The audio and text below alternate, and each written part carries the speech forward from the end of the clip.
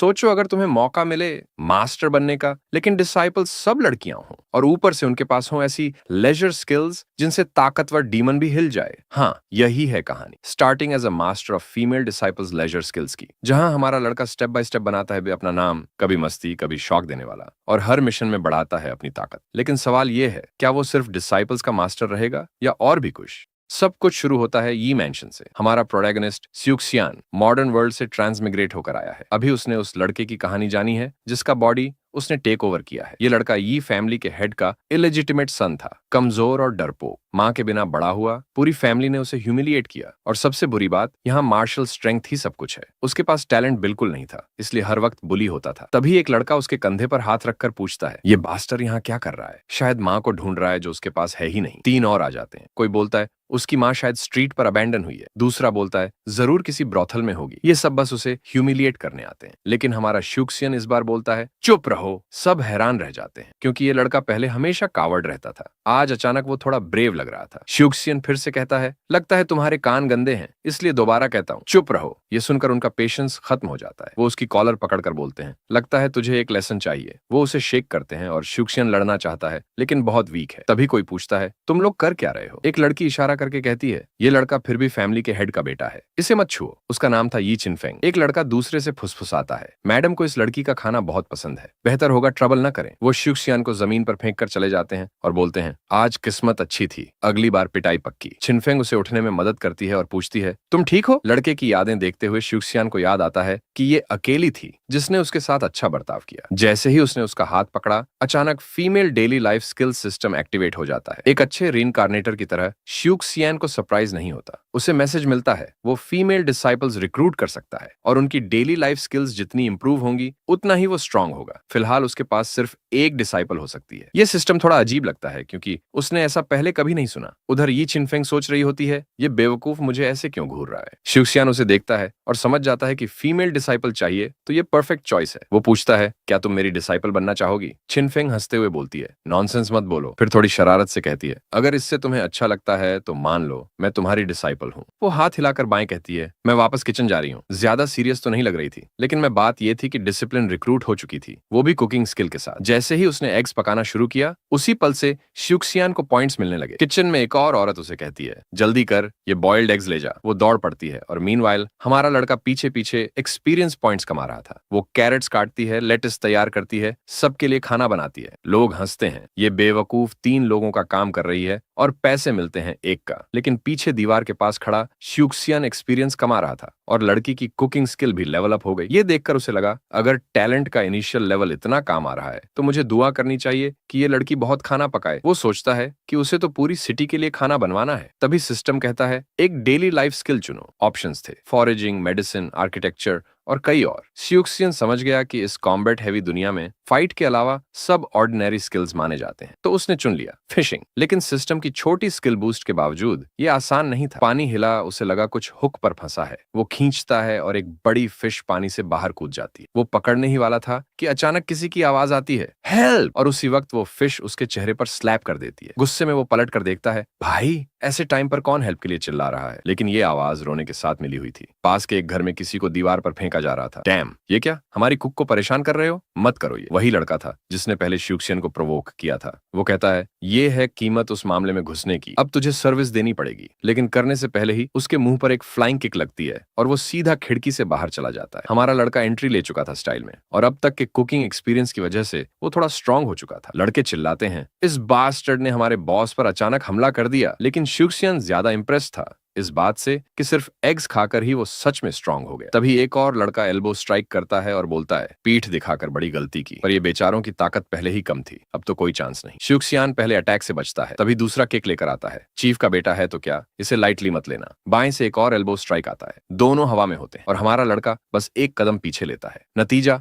दोनों आपस में टकरा जाते हैं जैसे पूरी तरह बेवकूफ। एक का पैर दूसरे के चेहरे पर लगता है और श्यूक्सियन दूसरा वाला सॉलिड किक मारता है, सीधा उसकी ग्रॉइन पर। डैम! ये लड़का सच में रुकता ही नहीं। बेचारा दुश्मन कांपता हुआ जमीन पर गिरा पड़ा था। बाकी सब डरकर भाग गए और चिल्लाए, तू इसका बदला जरूर चुकाएगा। पीछे से कोई आवाज आती है, क्या तुम सच में वही शू शेन हो जिसे मैं जानती हूँ? वो थी चिनफोंग। उसका चेहरा टमाटर जैसा लाल हो गया था। उसे समझ ही नहीं आ रहा था कि अचानक शू शेन इतना स्ट्रांग कैसे हो गया। फिर उसे वो पल याद आता है जब उसने डिसाइपल बनने को कहा था, और अब उसे पूरा यकीन हो गया कि उसने कुछ दिन पहले ही अपने टैलेंट्स अवेकन कर लिए हैं। इतनी तेज ग्रोथ देखकर चिनफोंग को लगा उसके पास जरूर कोई रेयर टैलेंट है। वो तुरंत घुटनों पर गिरती है, उसे थैंक करती है और डाउट करने के लिए माफी मांगती है। शू शेन हाथ बढ़ाता है और कहता है, उठो, तुम तो हमेशा मेरी मदद करती आई हो। साथ चलते हुए चिनफोंग बताती है कि जिनका टैलेंट रूट नहीं होता वो आमतौर पर आगे नहीं बढ़ पाते, इसीलिए उसकी सिचुएशन सबसे अलग है। वो बोलती है, ये सच में अनबिलीवेबल है कि तुम जैसे लूजर जिसने 20 साल जिंदगी ऐसे ही वेस्ट कर दिए और जिसे सब ट्रैश समझते थे, आखिरकार कुछ अवेकन कर पाए। शू शेन बस मुस्कुराता है, सोचता है क्या मुझे थैंक्स कहना चाहिए। जैसे ही वो लोग यी मैंशन पहुंचते हैं, कोई चिनफोंग का कान पकड़ लेता है। वो था बटलर जंग। वो विनती करती है, जरा सॉफ्टली प्लीज, लेकिन जंग गुस्से से कहता है, लगता है तुझे थोड़ा पेन मिलना चाहिए, ज्यादा सोचने लगी है अपने बारे में, सिर्फ इसलिए कि थोड़ा खाना बना लेती है। तभी हमारा लड़का उसका हाथ पकड़ लेता है और बोलता है, किसने इजाजत दी मेरी डिसाइपल को चोट पहुंचाने की? तभी एक और आवाज आती है, बहुत बोल्ड होते जा रहे हो तुम। वो थी ल्यूशी, मैंशन की लेडी। वो कहती है, बाहर ट्रबल क्रिएट करना ही काफी नहीं था, अब अंदर भी करने लगे हो। लेकिन शू शेन कामली जवाब देता है, गलती तो बटलर की थी, उसने चिनफोंग को हर्ट करने की कोशिश की। ल्यूशी गुस्से से बोलती है, जवाब मत दो। बाकी लोग चिल्लाने लगते हैं कि इसे मैंशन से निकाल देना चाहिए। तभी एक आदमी आगे आता है, यीबा। वो कहता है, ऐसे बेकार इंसान को तो पहले ही निकाल देना चाहिए था, ये बस मैंशन के रिसोर्सेज चूस रहा है। वो था ल्यूशी का बेटा। ल्यूशी फिर अनाउंस करती है, अगले 3 महीने बिना वेजेस के रहोगे जब तक मास्टर वापस नहीं आते। लेकिन बटलर जांग अभी भी फ्यूरियस था। वो बोलता है, ये सजा बहुत हल्की है इस बास्टर्ड के लिए। बाद में खिड़की के पीछे यीबा अपनी माँ से कहता है, हमें जल्दी ही इस लड़के से छुटकारा पाना होगा, सुना है ये थोड़ा स्ट्रांग हो रहा है। उसकी माँ कहती है, इम्पॉसिबल है, इस शहर में कोई टैलेंट अवेकन कर ही नहीं सकता, ज्यादा से ज्यादा किसी बेकार टेक्निक सीख ली होगी, जल्दी ही सब खत्म कर देंगे। आखिरकार वो याद करती है कि उन्होंने उसे डुबोकर मारने की कितनी कोशिशें की थीं, लेकिन किसी तरह वो मौत से भी वापस लौट आया। अगली सुबह सब लोग मैंशन के सामने इकट्ठे होते हैं और सोचते हैं, हम यहाँ क्यों खड़े हैं? एक आदमी बताता है, अब से नई लड़की पूरे मैंशन का खाना बनाएगी। किचन में चिनफोंग हाथ फैलाकर खड़ी थी। भाई, ये लड़की तो ऐसे थी जैसे फायर ही फेंक रही हो। जैसे ही उसने फिश काटनी शुरू की, उसने इतने तेज और प्रिसाइज स्ट्राइक्स मारे कि बाकी सब डर गए। सबको उसकी मूव्स में एक डेडली इंटेंट महसूस हुआ। मीनवाइल शू शेन एक्सपीरियंस कमा रहा था और उसे पता चलता है कि चिनफोंग अब अप्रेंटिस लेवल तक पहुंच चुकी है। साथ ही उसका सिस्टम अनलॉक करता है एक और डिसाइपल रिक्रूट करने का ऑप्शन और नया टैलेंट आयरन स्टमक, जिससे वो खाना खाकर एट्रीब्यूट्स गेन कर सकता है। सिस्टम चेक करते हुए शू शेन शॉक में आ गया। इतनी फास्ट प्रोग्रेस और ऊपर से ऐसा टैलेंट जो खाने से स्किल्स देता है। सीन बदलता है। शू शेन बुक स्टोर पहुंचता है। वहां स्टाफ मेंबर पूछता है, यंग मास्टर शू, कैसे हेल्प कर सकता हूं? हमारा लड़का बोलता है, मुझे सबसे पावरफुल टेक्निक चाहिए। स्टाफ सोचता है, ये लड़का तो बिना टैलेंट का है, फिर इतनी बड़ी बात क्यों मांग रहा है? वो पीछे खड़ी एक लड़की की तरफ देखता है और कहता है, बिगिनर्स टेक्निक ले आओ। वो लड़की थी लिu यांगशुओ, बेहद खूबसूरत, और साफ लग रहा था कि आगे चलकर ये भी हमारे बॉय की डिसाइपल बनेगी। वो बिगिनर्स टेक्निक लाती है, लेकिन शू शेन कंप्लेन करता है, मैंने स्ट्रॉन्गेस्ट मांगी थी। लिu यांगशुओ हंसकर कहती है, अगर तुम इसे 5 साल में मास्टर कर लो तो भी लकी समझना। तभी out of nowhere shoe Shane 3 coins counter पर रख देता है। स्टोर क्लर्क का चेहरा तुरंत बदल जाता है और वो कहता है, यंग मास्टर शू से ऐसे बात नहीं की जाती। अब सच में पावरफुल टेक्निक लाने का टाइम है। लड़की मटर करती है, इतना इनकॉम्पिटेंट इंसान और इतनी एम्बिशन पहली बार देखा है। वो किताब लाकर उसे देती है और बोलती है, अगर तुमने इसे लाइफ टाइम में मास्टर कर लिया तो मुझे ढूंढ लेना, मैं तुम्हारे सिर पर बनाना सुगाऊंगी और सड़क पर बाल धोऊंगी। हमारा लड़का काल्मली बोलता है, वर्ड रखना, क्योंकि स्टोर ओनर ने सब सुना है। लड़की हंसते हुए बोलती है, मैं तो लाइफ टाइम इंतजार करूंगी। लेकिन शू शेन वहीं स्मार्ट बन जाता है, मुझे तो अभी करके दिखाना है, और उसने सोचा कि अपने ईटिंग टैलेंट से ही इस बुक को कंज्यूम कर ले। शॉप वाले शॉक में रह गए, लेकिन तब तक बहुत देर हो चुकी थी। शू शेन किताब पूरा निगल चुका था। वो पलट कर थम्स अप देता है, लेकिन अगले ही पल उसे नौजिया शुरू हो जाती है। तभी उसके शरीर से स्मोक निकलने लगता है। एक नीली ऑरा फैलती है और लगता है उसका बॉडी और स्ट्रांग हो रहा है। बुक्स शेल्फ से उड़ने लगती हैं और पल भर में वो गायब हो जाता है।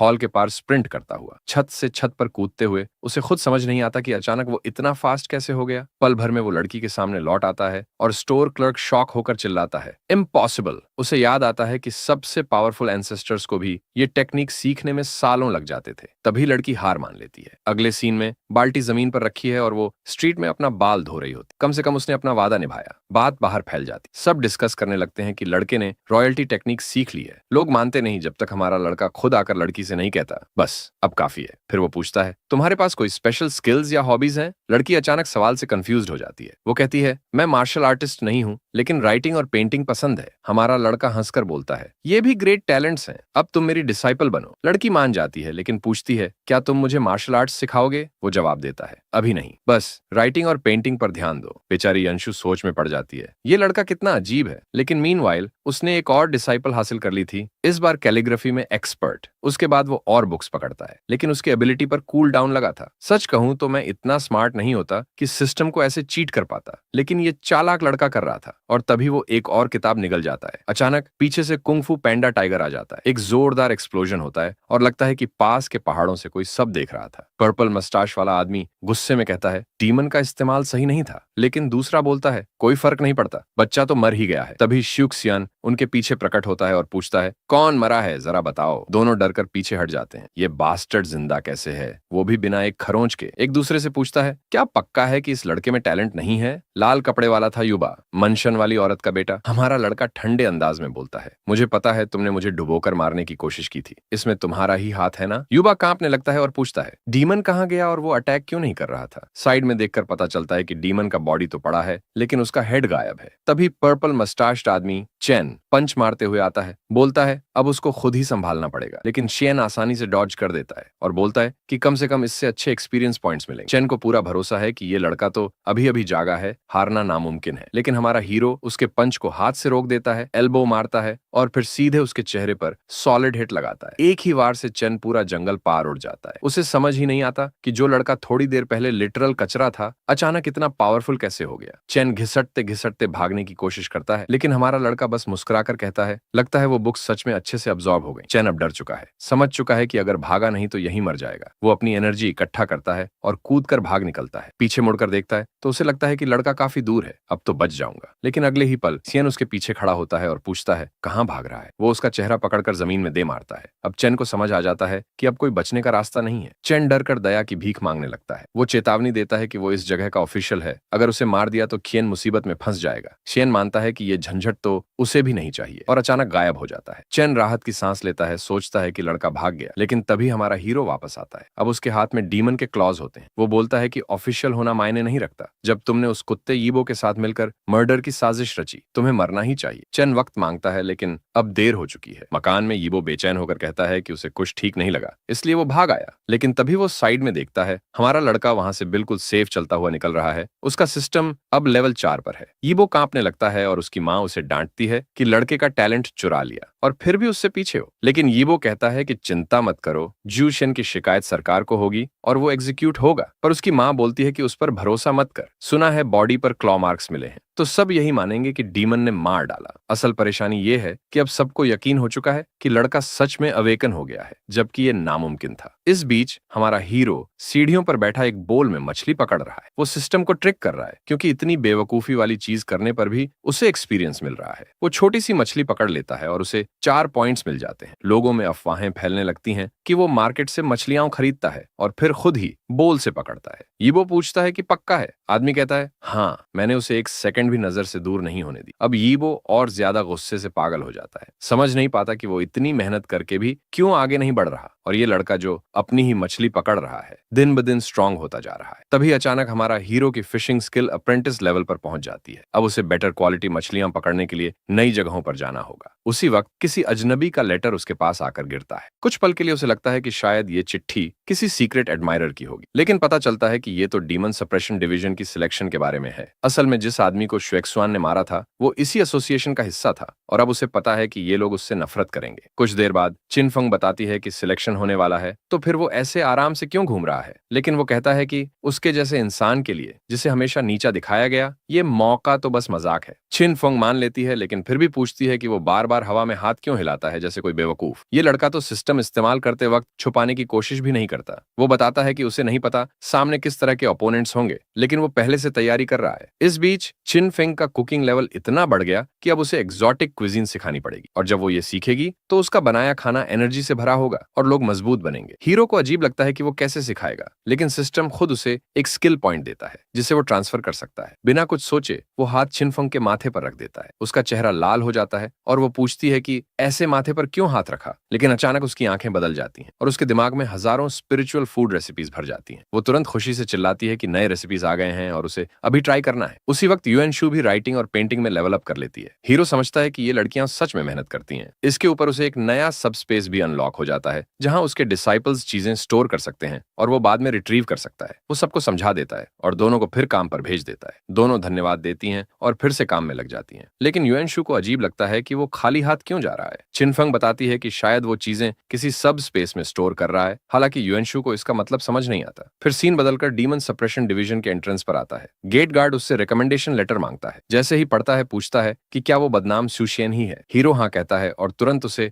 मर्डरस इंटेंट महसूस होती है। वहां मौजूद सब लोग जानते हैं कि ये वही है जिसने ओल्ड चेन को मारा था और ये परिवार का इलेजिटिमेट बेटा है जिसे जिंदा यहाँ से नहीं जाने देना चाहिए। हीरो समझ जाता है कि ये यी बा और उसकी माँ की चाल है, और अफसोस ये योजना बहुत अच्छे से काम कर गई। अब वो सबका निशाना बन चुका है। तभी कोई ऐलान करता है कि मास्टर लायन आ गए हैं। एक आदमी बैंगनी रोब पहनकर भीड़ में चलता है और हमारा लड़का सोचता है कि ये कौन है। पास खड़ा कोई कहता है कि शायद ये तुम्हारा पहली बार यहाँ आना है। फिर वू चिंगन समझाता है कि लायन ने बाकियों से बहुत कम समय ट्रेनिंग की है, लेकिन फिर भी वो उनसे कहीं ज्यादा स्ट्रांग है। हमारा प्रोटैगनिस्ट हंसते हुए कहता है कि ये तो जैसे नैरेटर का रोल निभा रहा है। लायन अपनी फैमिली की रेपुटेशन की बात करने ही वाला था कि अचानक कोई और आता है और उसे लात मारकर किनारे कर देता है। हमारा लड़का पूछता है कि ये कौन है। तब आदमी बताता है कि पिछले साल ये ग्रैंड प्रोगेसी था। क्वियन खुश हो जाता है और सोचता है कि अगर इस साल उसे एक और डीमन कोर मिल गया तो वो अगले रियल में पहुंच जाएगा। तभी एक विशाल गंजा आदमी जो लगभग 3 मीटर लंबा है उसे हटने को कहता है। हमारा लड़का पीछे मुड़कर उसे देखता है और तुरंत रास्ता छोड़ देता है। वो सोचता है कि अब ये नया आदमी आया है उसे नीचा दिखाने, और पूछता है कि ये कौन है। वो चंगेन बताता है कि ये उत्तरी परिवार से है और पिछले 10 सालों का सबसे प्रॉमिसिंग डिसाइपल है। पिछले साल डीमन केव में ये बिल्कुल अज्ञेय था, लेकिन तभी गंजे आदमी को सुनाई देता है कि मिस झाओ आ रही हैं। एक काली औरा से घिरी हुई लड़की नजर आती है। लोग डर जाते हैं कि कहीं कोई डीमन तो अंदर नहीं आ रहा। असल में ये लड़की एक तीसरे रेल्म के व्हाइट टाइगर पर सवार होती। उसका नाम जाओ युए हुई है और वो झाओ परिवार की एयर है। लोग घबराकर इधर उधर भागने लगते हैं। व्हाइट टाइगर उस उत्तरी गंजे आदमी को सूंघता है और वो डर के मारे कांपने लगता है। जैसे ही टाइगर आगे बढ़ता है वो आदमी जमीन पर गिर पड़ता है। हमारा लड़का समझ जाता है कि ये व्हाइट टाइगर पहले वाले टाइगर से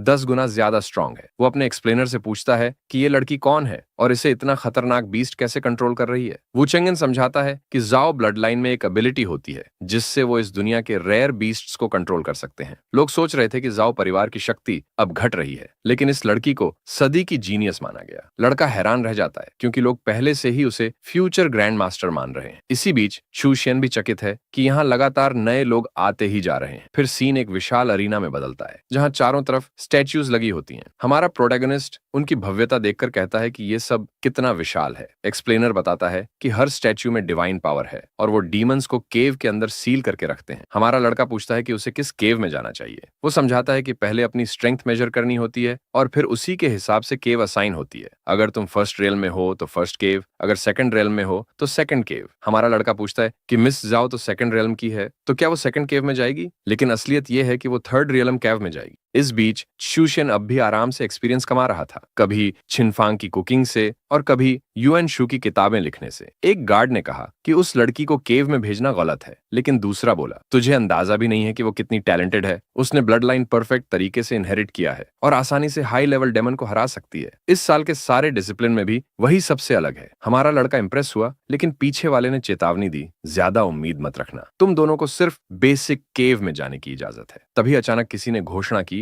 कि शू शियन को थर्ड रेल्म केव में भी जाना होगा। वू चेंगेन डर गया, बोला ये तो बहुत डेंजरस है, इसका मतलब लड़के को मौत के मुंह में धकेलना है। लेकिन गार्ड ने तलवार निकाल ली, पूछते हुए क्या तुम इस जगह के ऑर्डर के खिलाफ जाना चाहते हो। उस वक्त शू शियन बोला दोस्त पर हमला करने की जरूरत नहीं, मैं खुद जाऊंगा। बाकी लोग हैरानी से देखने लगे और बोले, लगता है इन्हें सच में इसे मरवाना है। झाओ युएहुई ने देखा कि लड़का उसके साथ केव में दाखिल हो रहा है तो सोचा, ये तो पक्का मर जाएगा, अभी से इसका डेथ सर्टिफिकेट फैमिली को भेजने की तैयारी कर लो। केव के अंदर एक बड़ा सा रैट तलवार पकड़े खड़ा था। वो दूसरे रैट से बोला, मैं इंसानी स्पिरिट सूंघ रहा हूँ, वो भी फर्स्ट रेल्म का। एक कमजोर डीमन भेज दो। लेकिन उन्हें पता नहीं था कि चू शेन आराम से छुपा बैठा है, थैंक्स टू वो स्क्रोल जो यंग शो ने उसके लिए बनाया था। उसने सिस्टम खोला जो चिन फिंग के बनाए हुए फूड से भरा पड़ा था और अपने एट्रीब्यूट्स बूस्ट करने लगा। 4 दिन तक बस खाता रहा और उसका अटैक, डिफेंस और स्पिरिट 50% तक बढ़ गया। फिर सिस्टम ने नोटिफाई किया कि चिन फिंग और यंग शुओ को लेवल अप कराने के लिए हाई क्वालिटी मटेरियल्स चाहिए। लड़के को समझ आ गया कि अब आराम के दिन खत्म,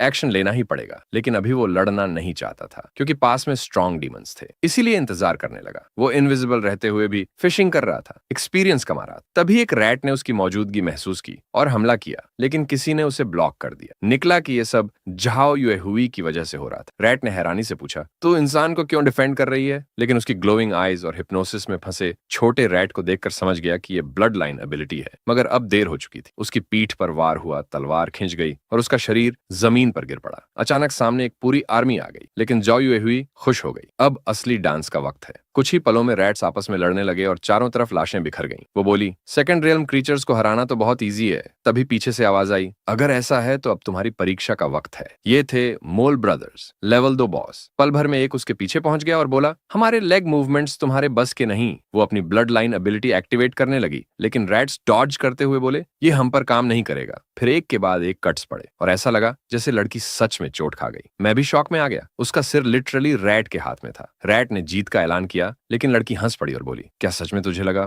मैं मर गई हूँ? यार, मैं भी उसकी जिनजुत्सु में फंस गया। इस रैट ने अपने ही दोस्त को मार दिया था। उसके बगल में खड़ी लड़की बोली, ये सोचना बहुत नाइव था कि मेरी ब्लड लाइन एबिलिटी काम नहीं करेगी सिर्फ इसलिए कि तुम ब्लाइंड हो। गुस्से में रैट फिर से उस पर झपटा, जैसे वो इस औरत को किसी भी हालत में मारना चाहता हो। उसकी तलवार के वार से लड़की का शरीर कई जगह कट जाता है। चूहा हंसते हुए कहता है कि वो उसकी ब्लड लाइन से भी तेज है, लेकिन लड़की बस मुस्कुराती है और कहती है, ये सब बेकार था। अचानक उसका शरीर पूरी तरह से टुकड़ों में बिखर जाता है। लड़की आगे बढ़ती हुई गुफा में एक नदी तक पहुंचती है। दूसरी तरफ कोई उसका इंतजार कर रहा है। वो है वुल्फ लॉर्ड, इस जगह का शासक और तीसरे रेल्म का बीस्ट। वो राक्षस कहता है कि शायद यही वो जीनियस गर्ल है, लेकिन वो वही नहीं है जिसे उसे मारने के लिए भेजा गया था। लड़की हैरान हो जाती है, भेजा गया किसी को मारने के लिए? उसने कभी नहीं सोचा था कि वही एसोसिएशन जो डीमंस को मारने का काम करती है, वो उनके साथ मिल भी सकती है। वुल्फ लॉर्ड एक स्पीयर बुलाता है और कहता है, इससे फर्क नहीं पड़ता, मैं बस ये देखना चाहता हूँ कि ये सेंचुरी की जीनियस कितनी ताकतवर है। यूमी अपना बैंडाना नीचे खींचती है, बिल्कुल गोजो स्टाइल,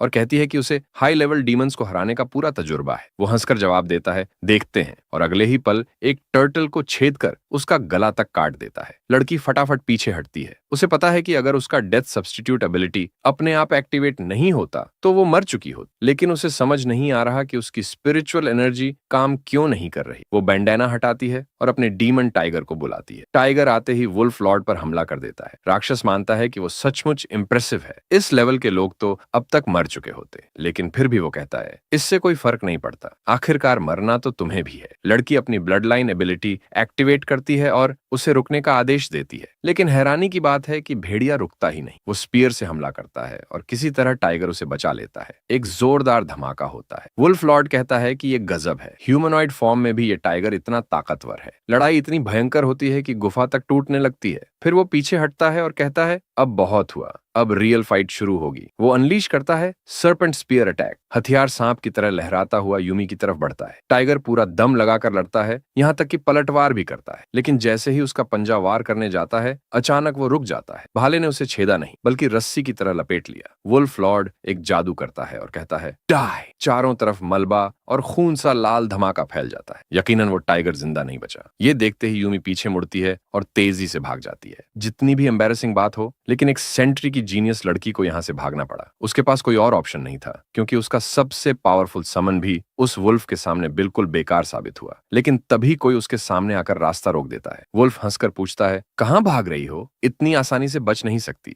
फिर वो उस पर हमला करता है और बोलता है, तैयार हो जाओ मरने के लिए। उसकी स्पीयर सीधा लड़की के चेहरे की तरफ बढ़ रही थी कि अचानक एक स्पार्क चमकती है और उसके सामने एक अजीब सी मछली गिरती है। वुल्फ लॉर्ड हैरान होकर कहता है, ये क्रीचर तो वेस्टर्न रीजन में होता है, यहाँ कैसे आया? वो साइड में देखता है और पाता है कि कोई और एक्सपर्ट आ चुका है, और वो कोई और नहीं बल्कि हमारा बॉय है, हमेशा की तरह चिल करता हुआ। वो हंसकर कहता है, टेंशन मत लो, मैं तो बस एक सिंपल फिशरमैन हूँ। बाहर स्मोक हिलने लगता है। सबको महसूस महसूस होता है कि कोई आ रहा है। पर्पल एनर्जी के बीच से एक कदम की गूंज सुनाई देती है। ये है जाओ यूहुई, जो बिल्कुल अनहार्म्ड बाहर आती है। लोग शौक में बड़बड़ाते हैं, ये सेंट्री की जीनियस सच में इस चैलेंज से बच गई। उधर गार्ड्स खुश हो जाते हैं कि उनकी प्लान कामयाब रही और वो स्यू हसियन मर चुका है। लेकिन तभी यूहुई केव के एंट्रेंस की तरफ झुककर बोलती है, वेलकम ग्रेट मास्टर स्यू हसियन। सभी लोग स्टुंडेड हो जाते हैं। ये अरोगेंट लड़की अचानक से मास्टर को क्यों रिस्पेक्ट दे रही है? फिर कोई कप्तान को इशारा करके कहता है, देखो, केव से एक भयानक ऑरा निकल रही थी। सबको शक होता है कि शायद कोई डीमन सील तोड़कर बाहर आ रहा है। अचानक एक वुल्फ का सिर बाहर निकलता है और सबका चेहरा पीला पड़ जाता है। वो था तीसरे रेल्म का लीडर, वुल्फ लॉर्ड। कमांडर तुरंत रीइंफोर्समेंट्स बुलाने का आदेश देता है, लेकिन तभी हमारा बॉय रियलाइज करता है कि उसने अपना हेलमेट उतारा ही नहीं। अब सब उसे ब्लैंक एक्सप्रेशन के साथ घूर रहे हैं। इसी बीच यूहुई एक दिलचस्प बात पूछती है, मास्टर, मेरी ट्रेनिंग कब शुरू होगी? सब दंग रह जाते हैं।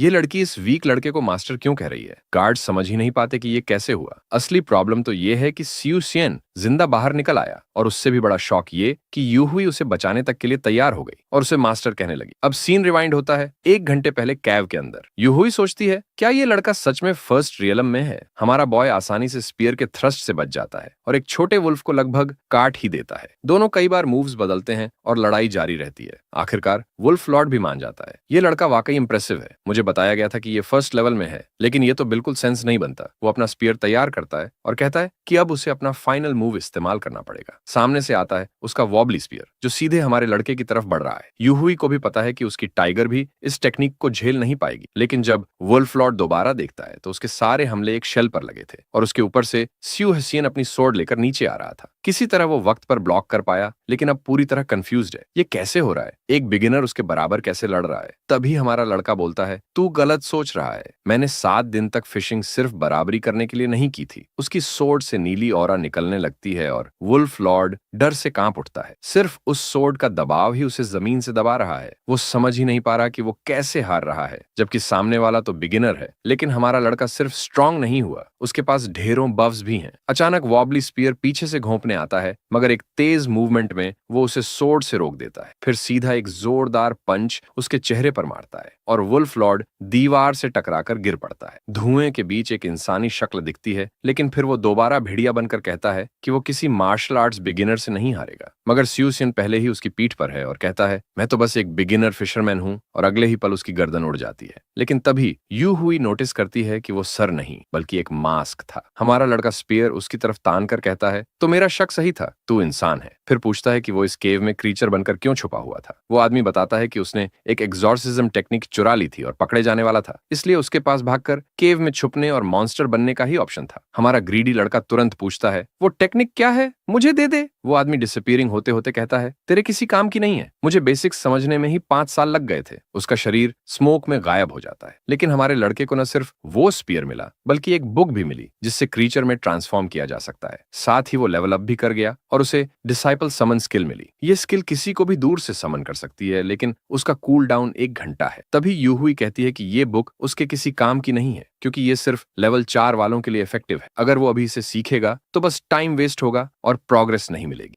वो बिना कुछ बोले पूरा स्क्रोल निगल जाता है। फिर वो उसकी तरफ देखता है, जिससे लड़की थोड़ी फ्लस्टर्ड हो जाती है। उसकी नजर उसके पैरों से होते हुए इंपॉर्टेंट पार्ट पर जाती है और लड़की तुरंत समझ जाती है कि उसे गलत तरीके से देखा जा रहा है। तभी लड़का अपनी नई टेक्निक एक्टिवेट करता है और उसी लड़की में बदल जाता है। वो शॉक में कूद पड़ती है। लगता है उसने ये टेक्निक कुछ ही मिनटों में मास्टर कर ली। लड़का उसके पास जाकर कहता है कि दिखने में तो मैं तुमसे थोड़ा लंबा हूं और ये खास हिस्सा थोड़ा छोटा। लड़की गुस्से में उसे थप्पड़ मार देती है और कहती है कि डोंट टच दैट। वो ये भी कहती है कि उसका बदसूरत चेहरा उसकी तरह बिल्कुल भी नहीं दिखता। मानना पड़ेगा, वो सच में खराब लग रहा था। लड़का फिर अपनी असली शक्ल में आ जाता है और पूछता है, क्या तुम डेमोन्स को कंट्रोल कर सकती हो? लड़की हंसकर कहती है, बिल्कुल, क्योंकि मेरी रगों में शॉ फैमिली का खून है। लड़का फिर पूछता है, क्या तुम मेरी डिसाइपल बनना चाहोगी? लेकिन लड़की मना कर देती है और कहती है, भले ही तुमने मेरी जान बचाई, लेकिन मेरी फैमिली को साउथ में लाखों लोग मानते हैं। मैं तुम्हें उसका फायदा उठाने नहीं दूंगी। फिर वो मुड़कर जाने लगती है और कहती है, अब चलो। तभी शिव शियन पूछता है, क्या तुम फिनिक्स को समन करना चाहोगी?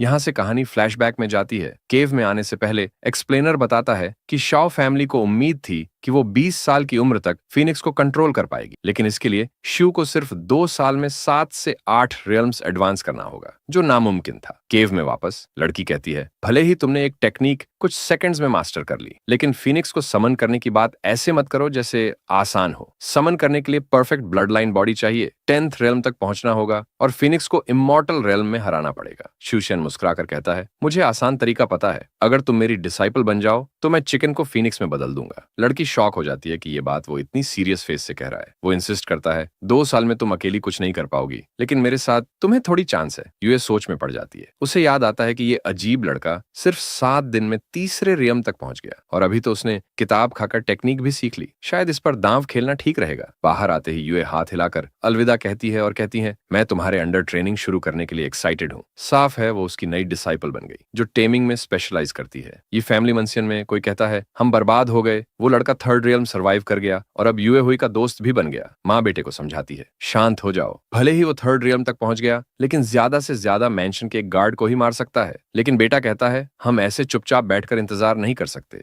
माँ अचानक बताती है कि उनके पास एक तरीका है, वो किसी अल्केमिस्ट से पॉइजन ला सकते हैं और चुपके से उसके खाने में मिलाकर उसे मार सकते हैं। यूए खुश हो जाता है, कहता है, सबसे बढ़िया प्लान वही होता है जो शांति से और साफ सुथरे ढंग से हो। और हाँ, उसकी मौत से पहले उस कुक को उसके सामने ही मार देंगे ताकि वो तड़प तड़प कर मरे। सच में ये बंदा तो मेरी उम्मीद से भी ज्यादा ईवल निकला। और तभी एक छोटा सा मच्छर माँ की गर्दन पर बैठता है। तुम सोचोगे बस एक बूंद खून पिएगा, लेकिन नहीं, उसने करीब 8 लीटर खून चूस लिया और उसे मम्मी बना दी। उसका शरीर गिर जाता है और ये छोटा मॉन्स्टर अब बेटे की तरफ बढ़ता है। बेचारा लड़का अब मदद के लिए चिल्ला रहा है। अगले दिन लोग एक साइन को देख रहे हैं और सोच रहे हैं उस पर क्या लिखा है। पता चलता है कि पूरा टाउन अब उस मस्कीटो को ढूंढ रहा है जिसने यीबा और उसकी माँ को मारा। पूरे शहर में गेट वाले इंसिडेंट की चर्चा है। सब कह रहे हैं हैरानी की बात है कि लड़का जिंदा बच गया। पास में युएन शू भी सुन रही है कि कैसे लोग बोल रहे हैं कि ले जाओ यूए होए अब हमारे लड़के की डिसाइपल बन गई है। वो उसे एक मैसेज लिखती है कि ये खबर पूरे शहर में फैल चुकी है। उसी वक्त वो अपनी वर्चुअस कैलीग्राफी टैलेंट तक पहुंच चुकी थी, जिससे वो किसी भी ऑब्जेक्ट या स्क्रोल की मैजिक एनालाइज कर सकती थी। पेड़ के तने पर बैठे हमारा लड़का उससे कहता है कि इन सब बातों को इग्नोर करो। फिर पूछता है, मैंने जो स्पिरिचुअल बैम्बू दिया था वो काम आया या नहीं? वो कहती है, हाँ बहुत अच्छा है, लेकिन छिनफंग में अभी भी ज्यादा इंप्रूवमेंट नहीं दिख रहा। तभी हमारे लड़के को एक साइड मिशन मिलता है। युएन शू को बॉडी आर्ट स्क्रॉल डिकोड करने के लिए देना है और किन फेंग को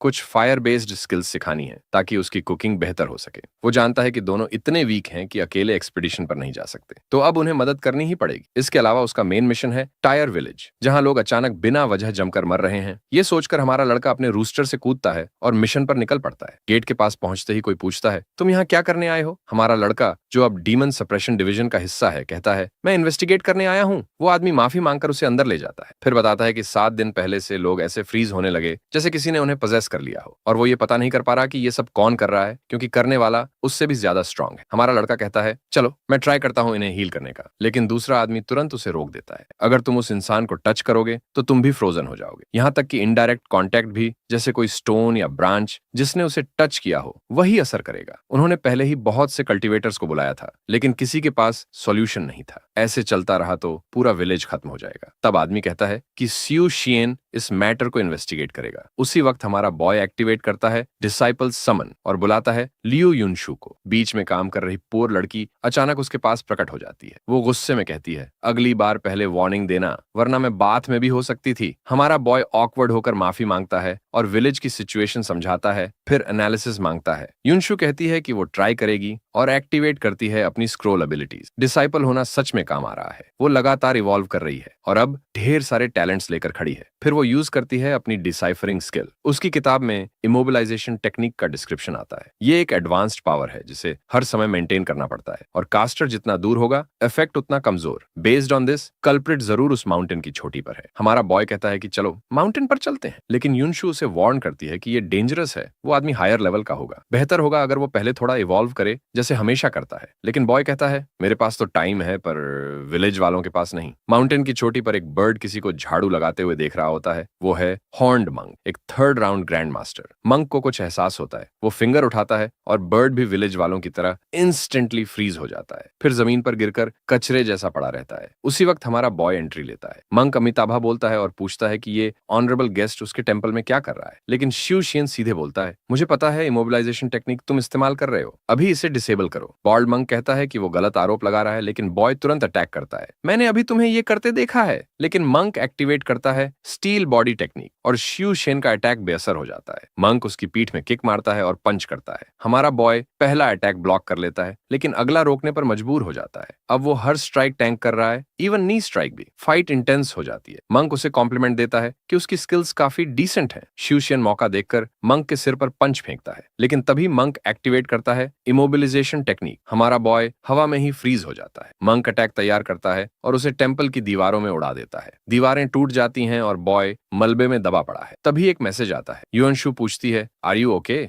वो रिप्लाई करता है कि हाँ ठीक है, क्योंकि वो अटैक तो वैसे भी अनअवॉइडेबल था। फिर समझाता है कि पहले उन्हें एबिलिटी का कूल डाउन समझना होगा और दूसरा उसे टाइम खरीदना था ताकि युनशु पावर कॉपी कर सके। वो ट्री पर बैठी कहती है, मैं ऑब्जर्व करूंगी जब तक कॉपी ना हो जाए, लेकिन तुम ओपन स्पेस में फाइट करो। हमारा बॉय एक ग्रीन बीन निकालता है, टर्टल रिकवरी एसेंस। इसे छिन फेंग ने केव के मटेरियल से बनाया था, लेकिन अब उसके पास सिर्फ 2 बचे हैं। तभी मंक हॉल में एंट्री लेता है और कहता है, अब तुम्हें और सफरिंग सहनी बाकी है। वो स्टॉम्प करता है हमारे बॉय पर, बट शुशन पहले ही रॉक्स में ट्रांसफॉर्म हो चुका होता है। मंक हैरान रह जाता है कि इतना छोटा लड़का भी ट्रांसफॉर्मेशन टेक्निक जानता है। उसे लगता है पीछे से अटैक होगा और वो ब्लॉक करता है, बट हमारा बॉय उसका आर्म पकड़कर बोलता है मंक को गाली नहीं देनी चाहिए। वो उसे जमीन में स्लैम करने की कोशिश करता है, बट तभी मंक सॉलिड गोल्ड में बदल जाता है। पूरा घर ब्लास्ट हो जाता है और छत तोड़कर मंक ऊपर कूदता है। वो कहता है कि सिर्फ अपनी टेक्निक की वजह से वो बच पाया। एयर में ही शुशेन करीब आ जाता है और किक मारता है, बट मंक फिर गोल्ड बन जाता है। फर्क बस इतना कि इस बार बॉय उसे जमीन में धकेल ही देता है। मंक उठता है, लेकिन शुशेन फिर उसके सामने आ जाता है। मंक इस बार उसे फ्रीज कर देता है और वार्निंग देता है, चाहे तुम्हें मार्शल आर्ट्स कितनी भी आती हो, जीत नहीं सकते। वो एक ब्लैक एनर्जी स्फीयर चार्ज करना शुरू करता है और कहता है कि लड़का इतना देर तक सरवाइव कर गया, ये काबिले तारीफ है। लेकिन अजीब तरह से एक्सुशियन हंस रहा होता है। मंक उसे देखकर स्कॉफ करता है, इतनी हालत खराब है फिर भी हिम्मत है हंसने की। फिर वो स्फीयर फेंकता है, पर्पल वॉइड थंडर टेक्निक। हमारे बॉय का बॉडी पूरे माउंटेन को चीरते हुए निकल जाता है, पीछे बस एक बड़ा क्रेटर छोड़कर। मंक आसमान की ओर देखता है और अपने गिरे हुए ओपोनेंट को फेयरवेल देता है, लेकिन तभी एक लीफ उसके आर्म से ब्रश होता है। वो मुड़ता है, एंड एक्सुशियन पहले से ही पीछे खड़ा है, हाथ में वही स्फीयर पकड़े हुए।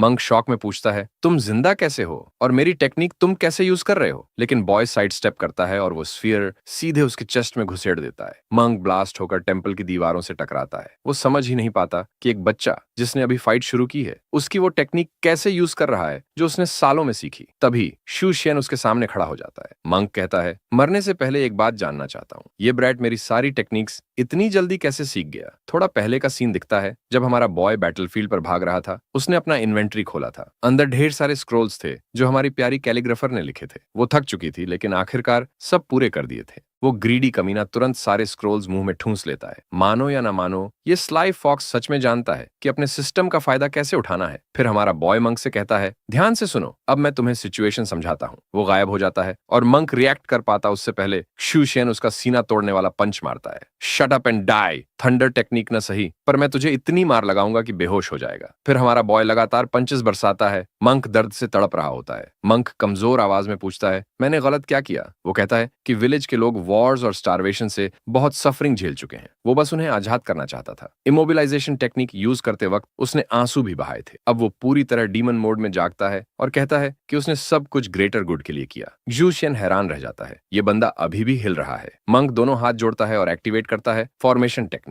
पूरा टेंपल पर्पल लाइट में घिर जाता है। ये है वॉइड प्रिजन। हमारा बॉय ऊपर देखकर शॉक में पड़ जाता है कि इसके पास अभी भी एक और टेक्निक है। फ्लैश ऑफ लाइट के बाद मोंक अचानक गायब हो जाता है। अब दिक्कत ये थी कि युआनशु फॉर्मेशन के अंदर कुछ एनालाइज नहीं कर पाएगी, तो उसे अकेले ही लड़ना पड़ेगा। फॉर्मेशन के ऊपर से गोल्डन लाइटनिंग गिरती है और घर तहस नहस हो जाता है। जू शेन जल्दी से डॉज करके स्टील बॉडी एक्टिवेट करता है और सेंटर की ओर भागता है। तभी एनर्जी बॉल एक आंख खोलती है और जायंट सन में बदल जाती। जू शेन समझ जाता है ये इमोबिलाइजेशन और थंडर टेक्निक्स का कॉम्बो है। बेचारा छत पर ट्रैश की तरह उछल कर गिरता है, नीचे लुढ़क जाता है, लेकिन जिंदा है। प्रॉब्लम ये थी, जैसे ही वो फिर मूव करता तुरंत फ्रीज हो जाता। था। अब तो मंक की एबिलिटी का कोई कूल डाउन ही नहीं बचा था और अब वो पूरी तरह डीमन बन चुका मंक उसकी रिब्स तोड़ने के लिए आता है। अटैक साफ लगता है और शूशियन फिर उड़ जाता है। वो कोशिश करता है जल्दी से बॉडी हार्डनिंग एक्टिवेट करने की, लेकिन तभी उसके चारों तरफ 3 एनर्जी स्फीयर्स और प्रकट हो जाते हैं। बेचारे को सांस लेने का भी मौका नहीं मिलता। एक और भयंकर लाइटनिंग स्ट्राइक उस पर गिरती है और पूरा घर पूरी तरह बर्बाद हो जाता है। दूर से युएनशु लाइटनिंग स्टॉर्म देख रही होती है और अपने मास्टर को पुकारती है। वो कहती है, बस थोड़ा और रुकना, मैं ऑलमोस्ट तैयार हूँ। इसी तबाही के बीच मंक शूशेन की छाती पर पैर रखकर उसे मॉक करता है। कहाँ गई वो हंसी? तो हमारा बॉय जबरदस्ती हंस देता है, बस उसे चिढ़ाने के लिए। मंक और ज्यादा गुस्से में आ जाता है और पंच तैयार करता है। अब मैं तुम्हें हमेशा के लिए इमोबिलाइज कर दूंगा। लेकिन तभी हमारा बॉय खुद एक फॉर्मेशन एक्टिवेट कर देता है। पूरी तरह जुजुत्सु काइजन स्टाइल में हमारा बॉय एक्सपेंड करता है अपना खुद का डोमेन, वो भी मंक के डोमेन के अंदर। डीमन पूरी तरह कंफ्यूज्ड हो जाता है। ये कैसे पॉसिबल है? उसे समझ ही नहीं आ रहा था कि ये ब्रैट ये सब कैसे कर रहा है, लेकिन कसम खाता है कि वो इसे मार देगा और उसका स्पिरिचुअल रूट चुरा लेगा। तभी सारी एनर्जी स्फीयर्स मिलकर एक मैसिव स्फीयर बन जाती है शूशियन के ऊपर। बॉय स्मर्क करता है, तो फाइनली यही है तुम्हारा फाइनल अटैक? जायंट आई उसकी तरफ बढ़ती है, लेकिन वो कॉन्फिडेंट खड़ा होता है और एक्टिवेट करता है फ्रीजिंग टेक्निक, और तभी उसकी ऑरा ब्लास्ट कर जाती है बाहर। अटैक ही नहीं, पूरा डेमॉन फ्रीज हो जाता है। पूरा माउंटेन बर्फ में तब्दील। मंक हैरान, ये कैसे? उसकी खुद की फॉर्मेशन भी फ्रीज हो चुकी थी। अब वो कुछ फील भी नहीं कर पा रहा था, सिर्फ अपने थॉट्स की गूंज सुन रहा था। मीनवाइल शूशियन चार्ज कर रहा था एक छोटा सा एनर्जी स्फीयर। डीमन क्लूलेस था कि बॉय क्या प्रिपेयर कर रहा है। उसे लगा शायद भाग पाऊंगा या बच जाऊंगा, लेकिन भाई सच जल्दी पता चलने वाला था। वो अटैक सीधा उसे चीर देता है और आसमान तक फाड़ देता है। आधा माउंटेन वाइप आउट, और ऑनेस्टली लगता नहीं वो बचा होगा। ईविल मंक फाइनली खत्म हो जाता है। हमारा बॉय लेवल 4 पर एडवांस कर जाता है। अब उसके पास मंक की सारी टेक्निक्स अनलॉक हो चुकी हैं, और साथ ही एक नया स्किल। जब उसके डिसाइपल्स उसके पास होंगे वो और स्ट्रांग होगा, और उल्टा डिसाइपल्स भी उसके पास रहकर ज्यादा पावरफुल होंगे। दूसरी तरफ चिनफंग ब्रिज पर बैठी सोच रही थी, मास्टर अब तक क्यों नहीं लौटे? तभी हमारा बॉय आता है। वो दौड़कर पूछती है, युएनशु कहाँ है? बॉय बताता है कि वो स्टोर लौट चुकी है, लेकिन उसे जानना है कि चिनफंग इतनी नर्वस क्यों है। वो समझाती है, पेट्रियार्क लौट आए हैं ये मैंशन के मेन हॉल में। हमारा बॉय दरवाजा खोलता है और अंदर कदम रखते ही फील करता है एक भयानक मर्डरस इंटेंट। कोई तेजी से उसकी तरफ बढ़ रहा था। एंट्रेंस पर खड़ा है पेट्रियार्क। शूशियन समझ जाता है कि ये बूढ़ा आदमी अपनी ऑरा एक्सपैंड करके उसे टेस्ट कर रहा है। फिर ओल्ड मैन कॉन्फिडेंट होकर आगे बढ़ता है, और हाँ, इस बार रेफरेंस सीधा हंटर एक्स हंटर वाइब्स देता है। ओल्ड मैन इंप्रेस्ड लगता है, शायद रूमर्स सच थे। ये लड़का सच में एक्स्ट्रॉर्डिनरी पोटेंशियल रखता है। फिर वो जोर से हंसता है और अचानक उसकी किलिंग इंटेंट गायब हो जाती है। बॉय उसके पास खड़ा सोच रहा है, अभी अभी किल करना चाहता था और अब ये अचानक बदलाव क्यों? ओल्ड मैन घूमता है, अपने हाथ फैलाता है और कहता है, सन एक पल के लिए भूल ही गया था। हाँ बिल्कुल सही, हाँ हमारा प्रोटैगनिस्ट दरअसल उसी का बेटा है। ओल्ड मैन मुस्कुराता है, तुम कितने बड़े हो गए हो शूशियन, मैं प्राउड हूँ, इतना कि मैं तुम्हें गले लगाना चाहता हूँ। लेकिन शूशियन स्केप्टिकल था।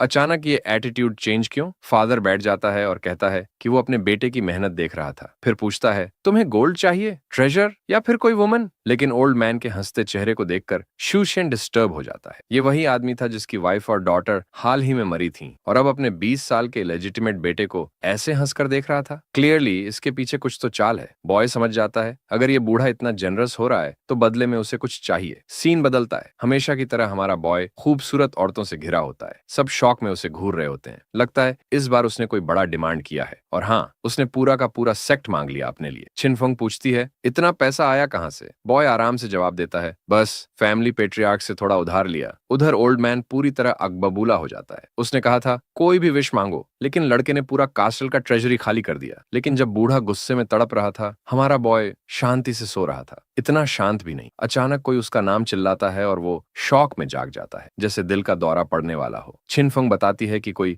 गेट पर इंतजार कर रहा है, और उसके लाल आउटफिट से साफ पता चल रहा था वो है सबसे हेल्थी डिसाइपल यू हुआई, जो अपने मास्टर को चीरफुल अंदाज में ग्रीट करती है। शूशियन ने नोटिस किया कि बाकी लड़कियों की तरह वो बिगिनर नहीं थी, वो पहले से ही स्किल्ड लेवल पर थी। उसने साइड की ओर इशारा करके कहा, वो वाला रूम तुम्हारा होगा। चिनफंग ने पूछा, बॉक्स में क्या है? यू हुआई ने जवाब दिया, ये एक डिवाइन बीस्ट है जो हमारी फैमिली में पीढ़ियों से चला आ रहा है। उसने कहा, फिनिक्स देखना चाहोगी? जैसे ही चिनफंग ने अंदर झांका, उसे एक लाल आंख घूरती नजर आई। वो डर के पीछे हट गई, लेकिन अंदर तो बस एक छोटा सा बर्ड था। यू हुआई बोली, ये अभी बहुत यंग है, जब इसके फ्लेमिंग फेदर्स आ जाएंगे तभी असली फिनिक्स लगेगा। फिर उसकी नजर यमशु पर पड़ी और उसे एहसास हुआ कि यहाँ एक और औरत भी है। उसने मास्टर की तरफ देखा और बोली, आप तो सच में ऑप्रेसिव हो। उसी वक्त एक क्रो ऊपर से उड़ रहा था। यू हुआई ने एक टेक्निक इस्तेमाल करके उसे नीचे उतार लिया। वो क्रीचर तुरंत ऑरा में ढक गया और उसकी बात मानने लगा। असल में वो क्रो नहीं बल्कि मैसेंजर पिजन था, जो डीमन सप्रेशन डिवीजन का मैसेज लेकर आया था। यू हुआई ने कहा, मैं घर पर ही रहूंगी, बर्ड्स की देखभाल करूंगी और अपनी सिस्टर से बातें करूंगी। बेचारी को हमारे बॉय के साथ जाने का चांस ही नहीं मिला। उसका पहला मिशन था डीमन कैवर्न में जाकर उसे क्लियर करना, और ऊपर से वहां कुछ ऐसा भी था जो यू हुआई के क्रीचर्स को इवॉल्व करने में काम आएगा। इस बार अंडर वाटर बैटल होने वाला था। लकी था कि हमारे बॉय के पास एक पिल थी जो उसे पानी में लड़ने में मदद करती। उसने पिल खाई और सीधे सी में डाइव कर गया। नीचे जाते जाते उसने एक गेट देखा जिसे दो फिशमैन गार्ड कर रहे थे। अचानक उनके सामने एक बेट गिरा। उनमें से एक फिशमैन हंसते हुए बोला, ह्यूमंस कितने फनी हैं, अब भी इतनी प्रिमिटिव वेज से शिकार करते हैं। लेकिन दूसरा खुद को रोक नहीं पाया, बोला, ये बेट थोड़ा स्पेशल लग रहा है। और जैसे ही उसने काटा, उसे ऊपर खींच लिया गया। उसका दोस्त पीछे भागा और बोला, इडियट। जैसे ही वो सरफेस पर आया, हमारे फिशरमैन बॉय पहले से रेडी खड़े थे। उसने एक और बेट फेंका। दूसरा फिशमैन बोला, मैं इतना बेवकूफ नहीं कि वही ट्रैप में फंसूं। लेकिन देर हो चुकी थी। वो भी पकड़ा गया क्योंकि हमारे बॉय का फिशिंग टैलेंट लेवल अप हो चुका था। क्रीचर्स उसके बेट से रेजिस्ट ही नहीं कर पा रहे थे। वो कैवर्न की गहराई में बढ़ता चला गया, लेकिन उसे महसूस हुआ कि कोई उसे देख रहा है। फिर सीन कट होता है। 1 घंटा पहले एक आदमी कह रहा था, फादर चिंता मत करो, मैं संभाल लूंगा। उस आदमी का इरादा सिर्फ हमारे प्रोटैगनिस्ट को मारना ही नहीं था, बल्कि उसका टैलेंट चुराना भी था। उधर पानी के नीचे हमारा बॉय एक्साइटेड था कि मंक से सीखी हर चीज आजमाएगा। प्रॉब्लम यह थी कि उसे एक भी डीमन दिखाई नहीं दे रहा था। वो तैरता गया जब तक एक माउंटेन को छू न लिया, और अचानक वो माउंटेन ब्लास्ट हो गया। अंडर वाटर एक हग स्मोक क्लाउड उठा और लग रहा था कि हमारा बॉय बुरी तरह इंजर्ड हो गया है। अरे क्या वो एक छोटा आर्म तैर रहा है? ऐसा लग रहा था जैसे उसका हाथ डिस्कनेक्ट हो गया हो और अब वो डूब रहा हो। तभी एक क्रैब ने उसका लेग पकड़ लिया और हंसते हुए बोला, ये तो बहुत इजी है। लेकिन भाई, ये ट्रैप था। क्रैब ने तुरंत कुछ गड़बड़ महसूस की और सबको पीछे हटने का ऑर्डर दिया, पर तब तक देर हो चुकी थी। चारों तरफ से क्रैब्स आ चुके थे। ऊपर से हमारे बॉय ने मंक का फ्रीजिंग टेक्निक चला दिया। सब इमोबिलाइज हो गए तो उसने ऑर्ब एक्सपेंशन एक्टिवेट किया। एक तेज लाइट ने पूरे ओशन को स्वीप कर दिया। भीड़ से भरा कैवर्न अब क्लीन हो चुका था और उसके एक्सपीरियंस पॉइंट्स बढ़ते ही जा रहे थे। अचानक एक वाटर बुलेट उसकी तरफ आया। वो मुश्किल से बुलेट से बचा। नीचे देखा तो लॉबस्टर बॉस ब्लास्ट से बच गया था। बॉय ने सोचा, इसकी पावर मुझे मेरे पुराने वर्ल्ड के वेपन्स की याद दिला रही है। इसे सीखना यूजफुल होगा। उसने फिर फ्रीज करने की कोशिश की, लेकिन लॉबस्टर ने शील्ड बना लिया और तुरंत टनल की ओर भाग गया। अब लॉबस्टर डिस्टेंस बनाए रखने के लिए मल्टी वाटर कैनन चला रहा था। दूसरी ओर हमारा बॉय पर्पल थंडर ऑर्ब्स फेंककर उसे खत्म करने की कोशिश कर रहा था। एक्सप्लोजन से पूरा माउंटेन गिरने लगा, जबकि वो पीछे भाग रहा था। फिर उसे साइड से कुछ आता हुआ फील हुआ। वो बचता है और देखता है कि लॉबस्टर सामने खड़ा है। प्रॉब्लम यह थी कि उसकी कोई भी अटैक उस तक पहुंच ही नहीं रही थी। बॉय ने डिसाइड किया कि पहले डिस्टेंस क्लोज करना होगा। वो बुलेट्स डॉज करता हुआ उस पर जंप किया। लग रहा था अब वो लॉबस्टर तक पहुंच जाएगा, लेकिन फिर से वो पीछे हट गया। बॉय समझ गया, इस स्पीड पर मैं इसे पकड़ नहीं पाऊंगा, तो उसने अपना स्पीयर निकाला, टारगेट लिया और उसे स्पार्टन स्टाइल थ्रो कर दिया। लॉबस्टर को डेंजर महसूस हुआ, लेकिन बहुत देर हो चुकी थी। स्पीयर उसकी हेड के इंच पास पहुंच चुका था। वो बच तो गया, लेकिन उसके शोल्डर पर डीप स्लैश हो गया। लॉबस्टर हंसते हुए बोला, ये चोट कुछ नहीं और तुम बहुत स्लो हो। तभी बॉय ने एक्सटेंशन एबिलिटी एक्टिवेट कर दी। लॉबस्टर को लगा कि एक और फ्रंट अटैक आ रहा है और बोला, कुछ काम नहीं करेगा। लेकिन उसे अंदाजा ही नहीं था कि इस बार अटैक पीछे से आ रहा है। स्पीयर सीधा उसकी स्पाइन को पियर्स कर गया। पीछे फेंका जाता हुआ लॉबस्टर सोच रहा था, ये स्टाफ तो खुद ब खुद एक्सटेंड हो सकता है। डैम! सीयूसीएम अभी भी खड़ा था, हाथ में थंडर बोल्ट पकड़े। लॉबस्टर की नजरें धुंधली हुईं और एक और एक्सप्लोजन ने पूरे पानी को स्मोक से भर दिया। सी में खून बह रहा। हमारा बॉय जीत चुका था, लेकिन उसी वक्त उसे भी चोट लगी और वो ब्लीडिंग कर रहा। उसे समझ नहीं आया। वो तो पहले ही एक्सपीरियंस गेन कर चुका था, मतलब बीस्ट मर चुका था, फिर ये चोट कैसे? वो जमीन पर गिर पड़ा और तभी किसी की आवाज आई। मैं इसी पल का इंतजार कर रहा था। उसने सिर घुमाया और हाँ, तुमने सही सोचा, उसका बाप, फैमिली का पेट्रियार्क सामने खड़ा था। उसने कहा, आखिरकार अब मुझे वो टैलेंट मिल जाएगा जिसकी मुझे हमेशा चाह थी। उसका नाम था यी काई। हमारे बॉय ने सोचा, अजीब है, मुझे कुछ फील ही नहीं हुआ। फिर ये फेटल अटैक कैसे हुआ? ओल्ड मैन ने हंसते हुए बताया, उसके पास सीक्रेट टेक्निक है, डबल किल स्ट्राइक। हाँ, सुनने में गेम स्किल जैसी लगती है, बट जो भी है, ये दो लोगों की जिंदगी लिंक कर देती है। जब एक को लीथल ब्लो लगता है, दूसरा भी उसे झेलता है। लेकिन वो हैरान था कि बॉय मरा क्यों नहीं। तेरा बॉडी वाकई ड्यूरेबल है, उसने कहा। शुशियान स्मर्क किया। अब उसे सब समझ आ गया था। ओल्ड मैन गुस्से से भर गया। ये डाइंग ब्रैट हंस कैसे रहा है? उसने पाल्म टेक्निक तैयार की और बोला, तेरे सारे टैलेंट्स लेने के बाद ये मुस्कान गायब हो जाएगी। उसके हाथ तेजी से आगे बढ़े, खून बिखरा और उसने ग्रिन करते हुए कहा, आखिरकार ये मेरा हो गया। लेकिन जब उसने हाथ देखा, उसकी उंगलियां तो जमीन में धंसी हुई थीं। बॉय का शरीर पत्थर की स्टैच्यू बन चुका था। ओल्ड मैन की आंखें चौड़ी हो गईं। गलती हो गई, वो पलटा, लेकिन अब देर हो चुकी थी। शिवसियान उसके पीछे खड़ा था, उसकी पेशानी पर उंगली टिकाए। ओल्ड मैन कांप उठा। उसे एहसास हुआ कि बॉय सीलिंग टेक्निक और शेप शिफ्टिंग एबिलिटी दोनों जानता है। शिवसियान ने बस कहा, दो चीप ट्रिक्स, लेकिन तेरे जैसे के लिए काफी हैं। ओल्ड मैन चीख पड़ा, तू कर्स से कैसे बच निकला? उसने मन ही मन सोचा, मैं अभी भी ज्यादा स्ट्रांग हूं। अगर इस टेक्निक से निकल गया तो इसे खत्म कर दूंगा। टाइम खरीदने के लिए उसने कहा, अगर मुझे मरना ही है तो कम से कम एक एक्सप्लेनेशन दे। लेकिन उसका चेहरा बदल गया। उसने डर कर पूछा, तू क्या कर रहा है? शिवसियान पहले ही एक bowling ball size energy sphere charge कर रहा था। उसने कहा, स्टॉल करने का कोई फायदा नहीं है। ओल्ड मैन चिल्लाया, तू अपने बाप को मार रहा है, तू दिल का पत्थर है। लेकिन शिवसियान ने कामली जवाब दिया, मैं एक और दुनिया से आया हूं, वहां मैंने काम कर करके अपनी जान दे दी थी। शिवसियान को याद था, वो एक बार मरकर रीइंकारनेट हुआ था और अब दोबारा वैसा नहीं चाहता था। उसका बाप वेपराइज हो गया। लेकिन इतना ही नहीं, हमारा बॉय ने ओल्ड मैन की बाकी बची हुई पावर अब्सॉर्ब कर ली और साथ ही लॉबस्टर की टेक्निक भी सीख ली। वापस सेक्ट में लॉबस्टर की बॉडी टेबल पर पड़ी थी। चिनफेंग ने पूछा, ये सब सच में मेरे लिए है? शिवसियान ने हाँ कहा, लेकिन साथ ही बताया कि ये युहाई को भी शेयर करना होगा और अगर जरूरत पड़ी तो सिस्टम में और भी है। चिनफेंग जल गई, युहाई तो अभी अभी आई है, फिर उसे शेयर क्यों करना है? तभी युहाई एंट्री मारती है, हमेशा की तरह हेल्थी और फ्रेश। हमारा बॉय हंसकर पूछता है, तो चिकन कैसा है? लेकिन युहाई थोड़ी डिस्करेज्ड लगती है। यिनेंग ने आइडिया दिया, शायद इसे मॉन्स्टर का मांस खिलाओ, मदद करेगा। तो उन्होंने लॉबस्टर का मांस उस छोटे से चिक को दिया। सभी उसकी रिएक्शन देखने को क्यूरियस थे। जैसे ही वो खाता है, युहाई का डिसाइपल बनने के बाद अनलॉक हुआ टैलेंट एक्टिवेट हो जाता है। अब उसके बीस्ट्स जब स्पिरिचुअल चीजें खाएंगे, उनकी ग्रोथ रेट डबल होगी। एक गोल्डन ग्लो फैलता है। वेट, ये सच में फीनिक्स बनने वाला है क्या? अभी नहीं, वो स्पिरिचुअल पेट बन चुका है, लेकिन फर्स्ट रेल्म में ही था तो पूरा इवॉल्व नहीं हुआ। फिर भी युहाई खुश होकर मुस्कुराई, मैंने कहा था ना ये फीनिक्स बन रहा है। लेकिन चिनफेंग छिड़कर बोली, अरे ये अब भी फैंसी चिकन ही है। दोनों में बहस छिड़ जाती है। युहाई इंसिस्ट करती है कि ये फीनिक्स है और चिनफेंग धमकी देती है कि चिकन का खाना छीन लेगी। उधर हमारा बॉय सोच रहा था, वो अब फिफ्थ रेल्म में पहुंच चुका था और डिसाइपल से उतना एक्सपीरियंस नहीं मिल रहा था। डेली टास्क अब काफी नहीं थे।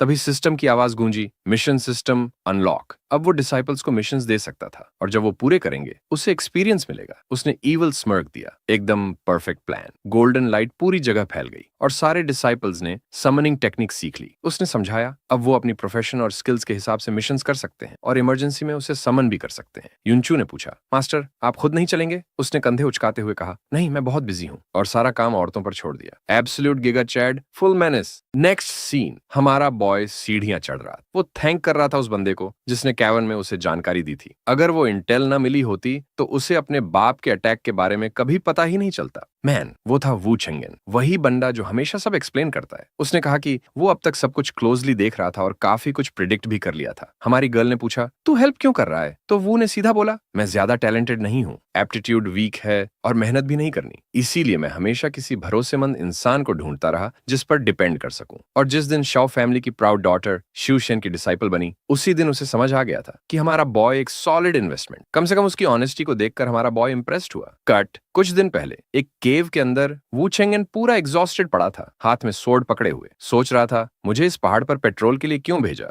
अगर यहाँ इतना शक्तिशाली जानवर है। उसके सामने खड़ा था एक लेवल 3 ब्लैक बेयर और मैन, वो बेयर ने उसको दीवार पर नूडल की तरह स्मैश कर दिया। लेकिन असली ट्विस्ट, वो बेयर असल में कंट्रोल हो रहा था युहुई के हाथों से। उसने अपने मास्टर को आवाज दी, मिशन पूरा। मास्टर ने उसे प्रेज किया। अब एनिमी का सबसे बड़ा इन्फॉर्मेंट एलिमिनेट हो चुका है। लेकिन युहुई क्यूरियस थी, मुझे डीमन सप्रेशन डिवीजन में क्यों बुलाया गया है? उसने पहले भी ये सवाल किया था और अब प्रेजेंट में वू चेंगन ने साफ बोला, मुझे भी नहीं पता, पर हायर अप्स से मिलते ही सब पता चल जाएगा। मीनवाइल हमारा बॉय ऊपर देख रहा था उस जगह को और बोला, सीरियसली मैं इस फिल्मी से पेपर पर चढ़ूंगा? मजाक है क्या?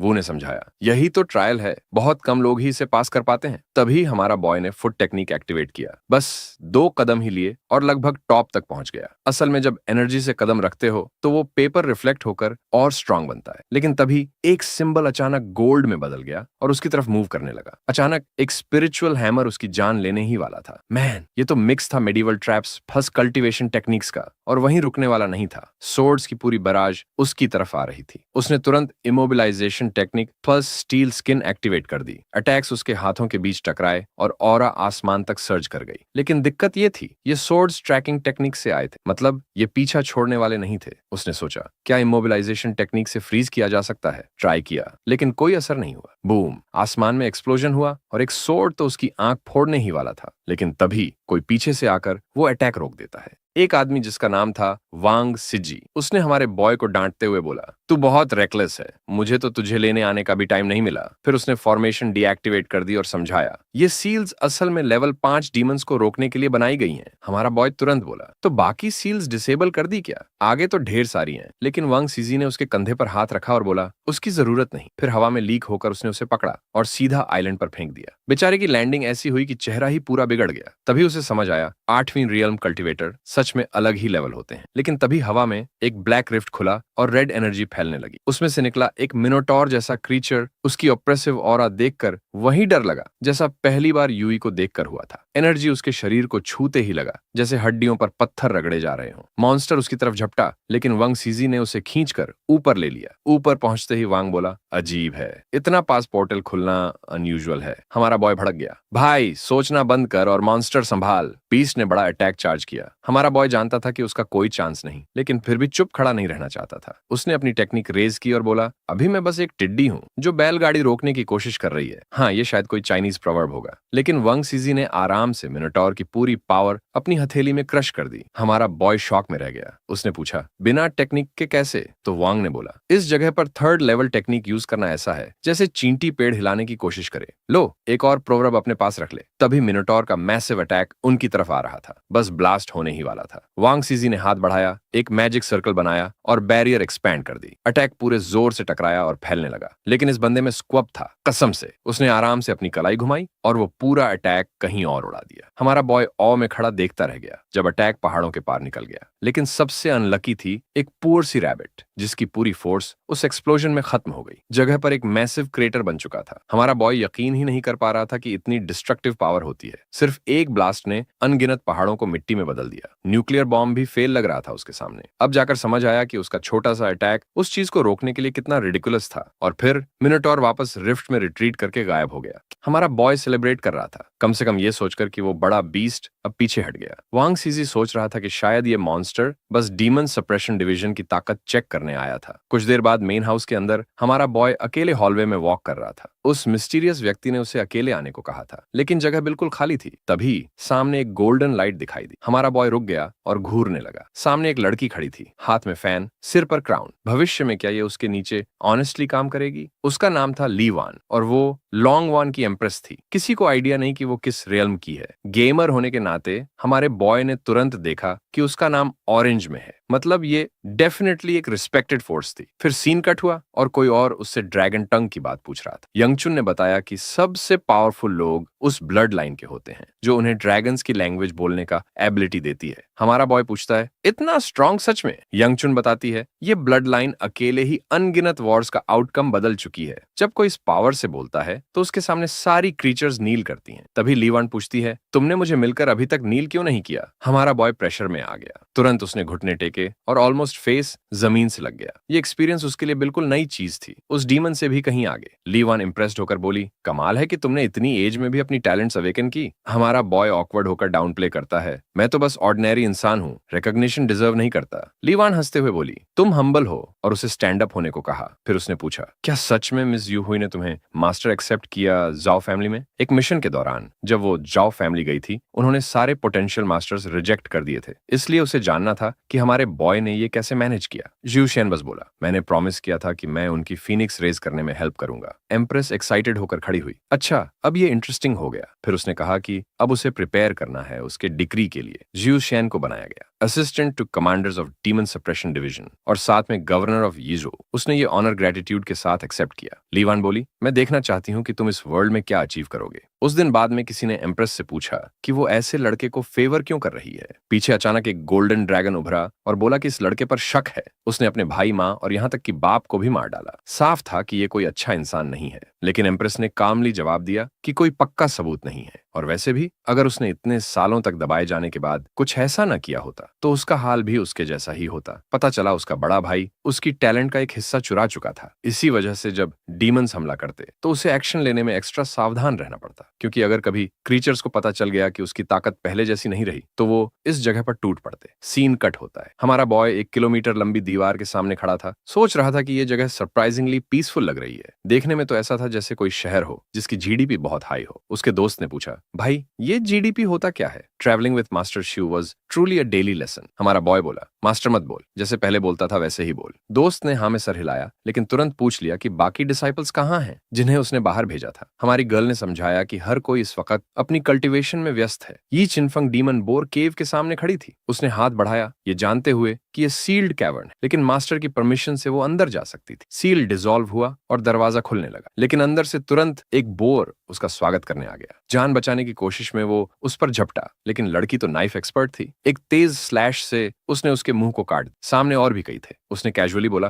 वैसे भी पोर्क कम हो रहा था, अब स्टॉक भरने का परफेक्ट चांस है। लड़ाई इतनी इंटेंस थी कि थोड़ी देर बाद एक पिग डर से कांप रहा था और भागने की कोशिश कर रहा था। तभी एक मैसिव ताकत ने उसे दूर फेंक दिया। केव का बॉस जूफंग सामने आया और बोला, मेरे सबऑर्डिनेट्स को इतनी आसानी से हराना, रिडिकुलस। धीरे धीरे यी चिनफंग उसकी ओर बढ़ी। वो बोला कि सबऑर्डिनेट्स को इंग्रेडिएंट्स की तरह इस्तेमाल करना हद से ज्यादा हो गया है। यी चिनफंग हंसी और बोली, तू और मैं दोनों जानते हैं कि ये क्रीचर्स असल में किस काम आते हैं। बोर गुस्से में दहाड़ा, मैं तेरा पेट फाड़ दूंगा, तेरा दिल निकालकर एपेटाइजर बना दूंगा। इतना कहकर वो उस पर झपटा, लेकिन यी चिनफंग ने डॉज किया और उसकी लेग पर तेज स्लैश मारा। उसके ब्लेड स्किल्स इतने प्रिसाइज थे कि सीधा एकिलीज टेंडन काट दिया। फिर वो जमीन पर खड़ा रहा, एक और वार के लिए ब्लेड उठाया और पूरे ग्राउंड को हिला डाला। पहले ही बॉस के कंधे पर एक और कट कर चुकी थी और गुस्से में बोला, तू तो डैम फ्लाई है जो बस डॉज ही करती रहती है। लेकिन फिर उसने हंसते हुए कहा, ये छोटे छोटे कट्स मेरे लिए बस टिकल जैसे हैं, इनसे कुछ नहीं होगा। लेकिन रियलिटी ये थी कि उस पर ज्यादा असर हो ही नहीं रहा था। वो लगातार अटैक करता रहा और वो लगातार डॉज करती रही। उसे पीछे हटना पड़ा और हील्स पर लैंड करके पीछे कूदना पड़ा। उसी मोमेंट बॉस को एक परफेक्ट ओपनिंग मिल गया। उसने जोर से स्विंग मारा, सीधा उसके फेस को क्रश करने के लिए। अटैक इतना खतरनाक था कि जमीन फट गई। उसके पैरों का हिस्सा मलबे के नीचे दिख रहा था। बॉस ने मजाक उड़ाया, आखिरकार तू सच में मेरे खाने का हिस्सा बनने वाली है। लेकिन तभी उसका चेहरा बदल गया। उसने देखा कि उसका मेस उसके हाथ से खींच लिया गया। वो शॉक में था। ये अब भी इतनी ताकत कैसे रखती है? ये छिनफांग ने उसका हथियार फेंक दिया और तेजी से उस पर चार्ज किया। बॉस ने हंसते हुए देखा, अब तू और भी छोटी नाइफ ले आई? मेरे दूसरे क्लब से मैं इसे खत्म कर दूंगा। उसने फिर से अटैक किया और लगा जैसे यी ने डॉज किया। बॉस चिल्लाया, बस कर ये टिकलिंग, और एक और स्ट्राइक के लिए तैयार हुआ। लेकिन जब उसका क्लब नीचे गिरा, उसकी पूरी आर्म सशीमी बन चुकी थी। जमीन खून से भर गई। बॉस गुस्से में बोला, तू अचानक मेरी फ्लैश कैसे काट पा रही है? तभी उसने नोटिस किया उसके हाथ में अब 2 ब्लेड्स थी। ये बोली, मैं गरीब पैदा हुई थी, मुझे ज्यादा एजुकेशन नहीं मिली। सुबह से रात तक मैं अपने पिता के साथ बुचर शॉप में काम करती थी। बॉस उसकी बातों से कंफ्यूज हो गया। यी ने आगे कहा, युनचू ने मेरे लिए टेक्निक्स लिखी, पर वो मेरे लिए बहुत कॉम्प्लेक्स थी। मैं अपने मास्टर जैसी नहीं जो किताबें निगल जाती हैं। बॉस और भी कंफ्यूज हो गया। तब यी ने सिंपल शब्दों में कहा, सालों साल बुचर शॉप में काम करके मैं पिग्स काटने की मास्टर बन गई हूँ। बॉस गुस्से में चिल्लाया और अपनी शोल्डर गार्ड जमीन पर स्मैशिंग की। अचानक उसका बॉडी ट्रांसफॉर्म होने लगा। अब वो अपने असली रूप में बदल गया, एक हग वाइल्ड बोर। उसने फुल स्पीड से उस पर चार्ज किया, पर ये डॉज कर गई और वो पूरी केव वॉल तोड़कर निकल गया। यी ने एक छोटा कट तो किया, लेकिन उसने महसूस किया कि उसकी स्किन पहले से कहीं ज्यादा टफ हो चुकी थी। प्रॉब्लम यह थी कि पूरी केव गिरने लगी। अगर उसने ज्यादा देर कर दी तो दोनों जिंदा दफन हो जाते। लेकिन बॉस अभी भी लगातार चार्ज करता रहा। भागते हुए यी ने अपनी एक्स-रे विजन एबिलिटी एक्टिवेट की। अब उसे उसके पूरे मसल्स और कनेक्शंस साफ दिख रहे थे। वो सीधे उसकी तरफ दौड़ी और अपनी एबिलिटी बुचर्स प्रिसिजन एक्टिवेट कर दी। अगले ही पल उसने इतनी तेजी से स्ट्राइक की कि पूरा बोर नीले स्लैशेस के तूफान में गिर गया और एक पल में उसका पूरा बॉडी टूटकर अरबों छोटे छोटे पीसेस में बिखर गया। अब बस हड्डियां बची थीं। ऐसा मौत का सीन तो हमारा प्रोटैगनिस्ट भी नहीं कर सकता था। डीमन बोर ऑफिशियली स्ले हो चुका था और यी चिनफांग इंपीरियल शेफ के रैंक तक पहुंच गई। वो केव से बाहर निकली, ढेर सारे मटेरियल्स उठाए हुए, हंसते हुए बोली, ये फाइट सच में वर्थ थी। सिस्टम नए आइटम्स से ओवरफ्लो कर रहा था और हमारे बॉय को लगातार एक्सपीरियंस पॉइंट्स मिल रहे थे। दूसरी तरफ एक कमरे में सन चैन नाम का आदमी अपनी चेयर पर बैठा पूछता है, सुएक्शन, तुझे इतनी रिमोट जगह पे क्या लाया? हमारा बॉय कामली बोला, मैं एम्परर की तरफ से आया हूँ रीजन की प्रोग्रेस देखने अपने और खोए हुए लैंड्स वापस लेने के लिए। सनचान ने हंसते हुए कहा, यह पॉसिबल ही नहीं। लोकल फोर्सेस से यहाँ कुछ रिक्लेम करना नामुमकिन है। यीशु सिटी डेंस फॉरेस्ट और एक बड़ी स्टेप के पास है। वहाँ इतनी डीमंस हैं कि जो भी भेजा जाता है वो लौट कर नहीं आता। हमारा बॉय बोला। पक्का? सनचान ने समझाया। कंफर्म करने का सिर्फ एक तरीका है, किसी को वो जंगल क्रॉस करना होगा, लेकिन पहले उसे डीमन बोर हराना पड़ेगा जो माउंटेन का गार्डियन है। और फ्रैंकली ये रिस्क लेना बेकार है, लेकिन अगर तू इतना ईगर है तो खुद ट्राई कर ले। उसी वक्त सुशियान मुस्कुराया। इस बारे में मेरे पास कुछ कहने को है। सनचान ने पीछे फुटस्टेप्स सुने, पलटा तो देखा। छिनफंग अंदर आ रही थी, हाथ में डीमन बोर के बाकी हिस्से उठाए हुए। उस मैसिव टस्क को देखकर सनचान हक्का बक्का रह गया। ये कहां से लाया? छिनफंग कैजुअली बोली, ओह वो डीमन बोर ऑलरेडी किल हो चुका है, अब तो बस इसे डिनर के लिए प्रिपेयर करना है। सनचान स्टंड खड़ा रह गया। क्या जिसने डीमन बोर को मारा वही अब खाना भी बनाएगी? और तभी छिनफंग ने अपनी पॉकेट से एक कागज निकाला, सामने लहराते हुए बोली, और ये रहे डिटेल्स। इस वीडियो को लाइक करने के लिए, ताकि टून सेंस से अपने व्यूअर्स लिए और भी ऐसी वीडियो ला सके। और हाँ, देखने के लिए शुक्रिया। मिलते हैं नेक्स्ट वीडियो में, तब तक के लिए गुड बाय।